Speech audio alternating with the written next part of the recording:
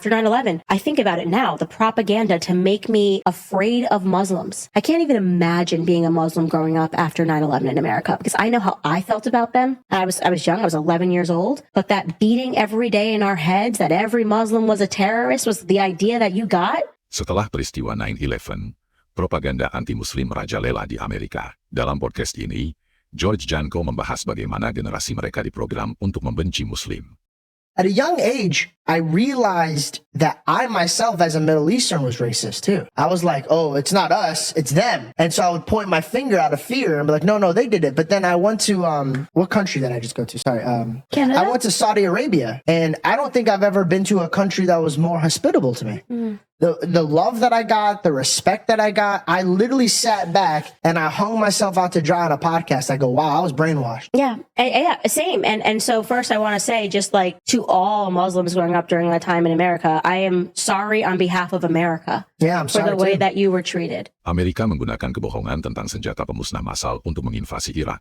Tetapi mereka justru menjarah minyak dan emasnya. 1 juta warga Irak tewas. Sementara dunia dibutakan oleh propaganda. Sekarang setelah munculnya era media sosial, Candace Owen baru menyadari, kebencian ini bukanlah kebetulan. Ini dirancang untuk membenarkan kejahatan perang.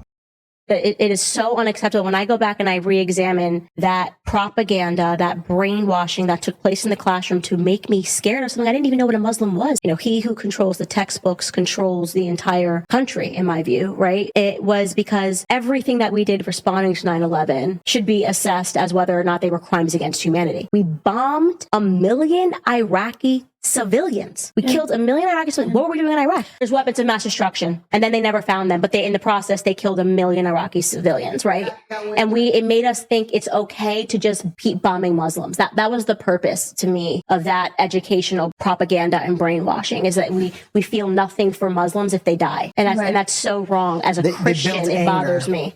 As a Christian, it bothers me that I allowed the school system to inform my perspectives to not care about human beings. Yeah. Let's face it, television is war. Tell a vision. What vision are you telling your citizen? So when they are weekly programming, every time it's a weekly program, they're programming you. This is not new though, right? This is a tactic that's been since Jesus Christ. Like the king or whoever will be like, they're evil because this and this and that. You would think social media would kind of open each other's eyes to be like, oh, wait, hold on. Like, they're not that bad.